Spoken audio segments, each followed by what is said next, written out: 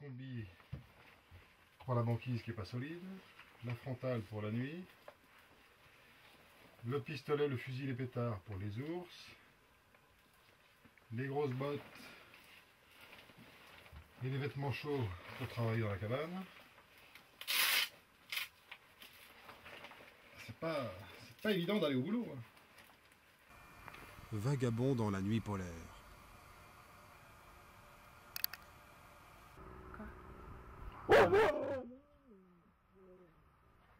Allez.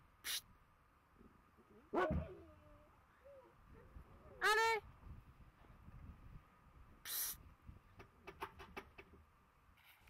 À l'automne, il faut parfois enfiler une combinaison étanche pour se déplacer sur la banquise, qui n'est pas encore très solide. Les ours sont fréquents en ce début de longue nuit polaire, et les tempêtes aussi. Lorsque le vent soulève violemment la neige, les sorties à l'extérieur sont de courte durée et réduisent aux tâches essentielles. Quel plaisir de retrouver la chaleur de Vagabond.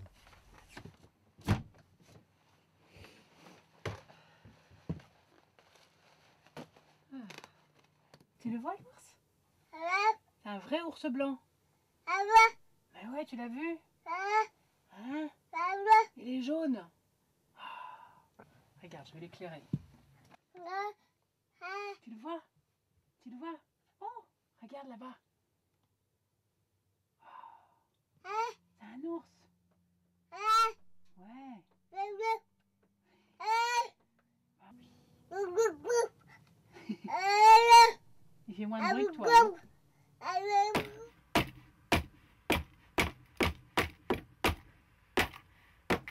La glace de condensation s'accumule autour des fenêtres. Casser cette glace est devenu une routine de la vie à bord de Vagabond en hivernage. Tout comme la fabrication du pain. Donc 1,7 kg de farine, 3 sachets de levure, une cuillère de sucre, une bonne cuillère, il y en a même 2, un pain complet aux noix.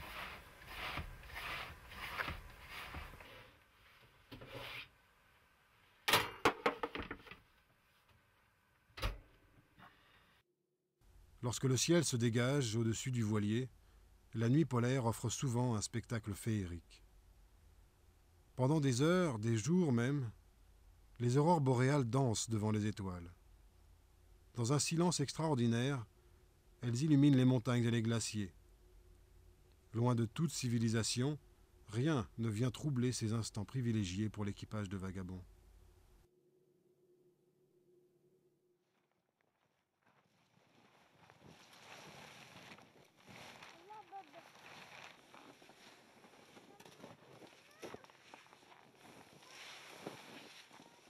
Le ballon sonde est de sortie.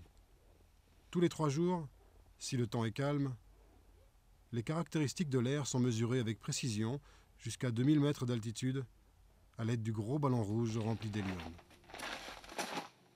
Avec le froid, la manipulation des capteurs est assez délicate. D'abord, ils doivent être régénérés, puis calibrés. Ils seront ensuite accrochés sous le ballon pour le sondage, avec de petites batteries bien chargées.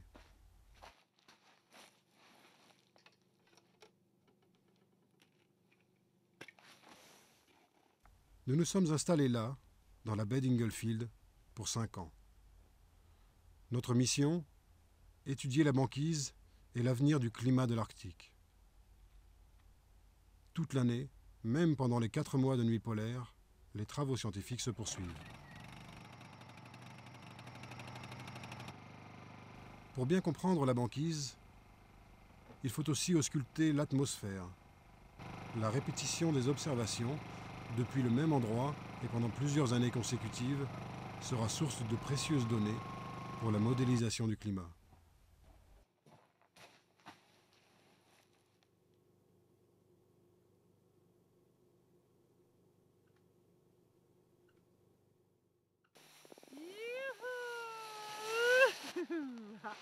Le retour du soleil, le 16 février, est un moment émouvant. Nous le partageons avec notre petite fille Léonie. Elle est presque née à bord de Vagabond, pendant le 3e hivernage, et a fait ses premiers pas sur la banquise.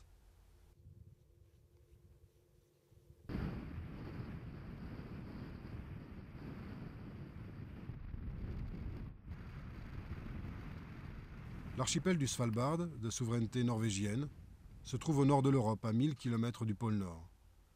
C'est sur la côte est du Spitzberg, la plus grande île de l'archipel, que le voilier s'est installé pour les programmes scientifiques. Depuis Paris, il faut une demi-journée d'avion puis quelques heures de motoneige pour rallier Vagabond. Prisonnier de la banquise pendant 9 mois par an, le bateau suit néanmoins le mouvement des marées. Toutes les 12 heures, le voilier se hisse au niveau de la berge qui l'entoure. À bord, seuls sont perceptibles les grincements de la coque dans son cocon de glace. Bon gros. Allez. Ah si.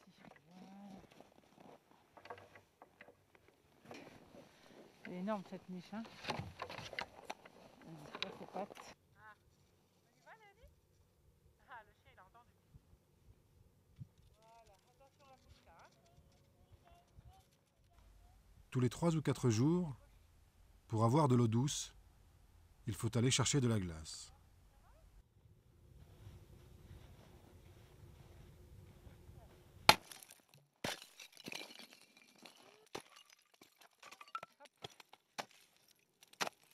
C'est bien, c'est pas trop fatigant de taper à la verticale, hein.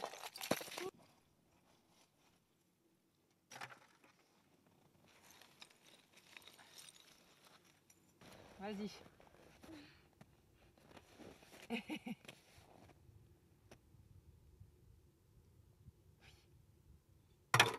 Tu voulais entendre le bruit? Allez, allez Yin, allez, c'est bien Yin, c'est bien. Allez, allez Yin, allez, c'est bien Yin.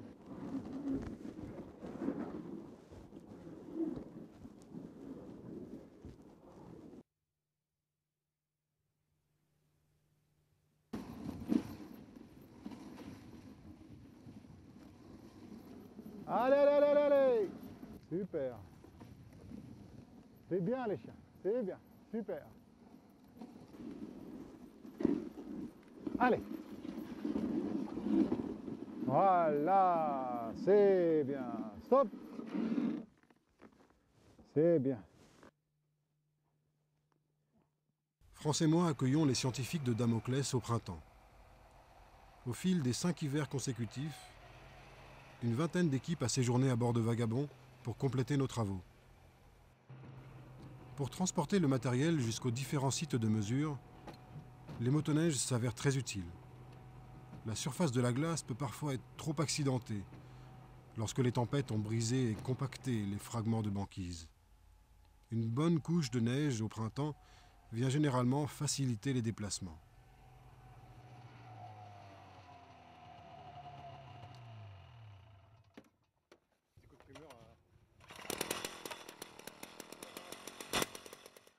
La première chose à faire pour étudier l'océan Arctique en hiver, c'est de percer la banquise à l'aide d'une tarière. Ensuite, il est possible d'y plonger toutes sortes d'instruments qui vont renseigner les scientifiques sur la salinité et la température de l'eau de mer, sur les courants et les échanges thermiques.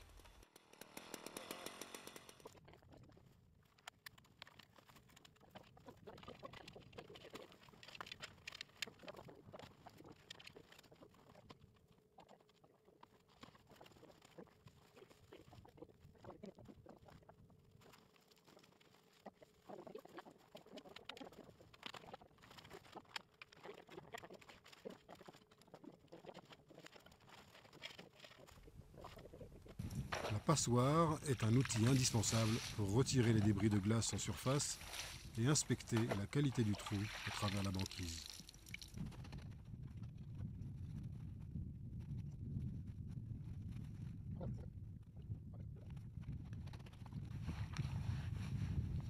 Ça flotte? Hein? Ça flotte? Ouais, ça flotte nickel. Un Un ours est attiré par ces curieuses activités. Il se dissimule aisément entre les blocs de glace. Voilà, il sent l'odeur là.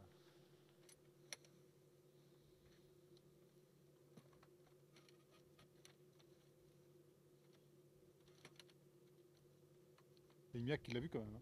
Bravo Imiak. Ce sont les 3 chiens qui veillent fidèlement sur les hommes, accaparés par leurs travaux sur la banquise ou simplement par la vie à bord de Vagabond.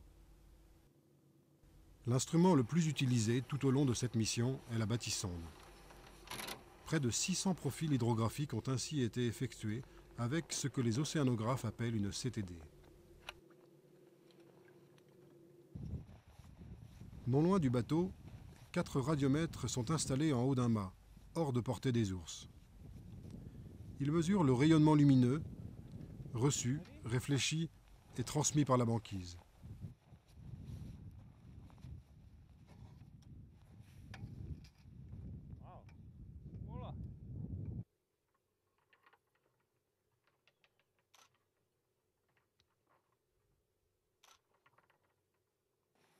Pour connaître l'épaisseur de la glace, cet étrange appareil électromagnétique est traîné en surface avec l'aide d'une poulka et d'un chien.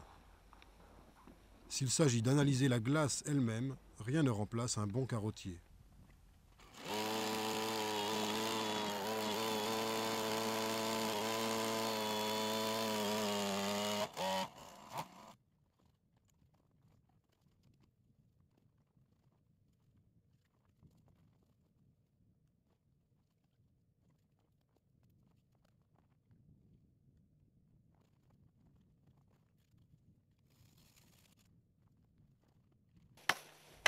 Lorsque les mesures sont achevées, il faut récupérer les instruments. La glace s'est refermée.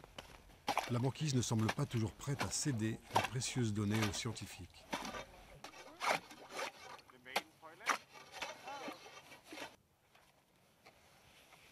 Okay, you can just grab this and pull out gently. Now we take, and you can tilt it on the snow. Yes. Okay. Thank you.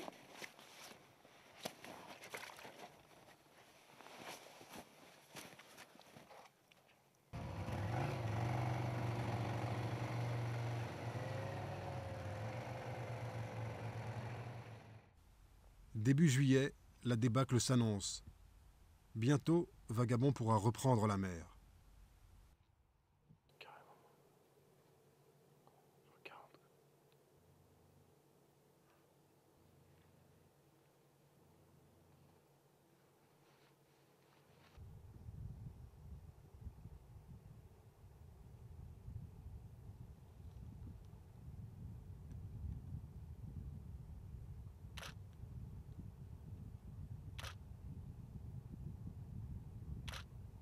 Les ours sont nombreux en ce début d'été. C'est la meilleure période pour la chasse aux phoques.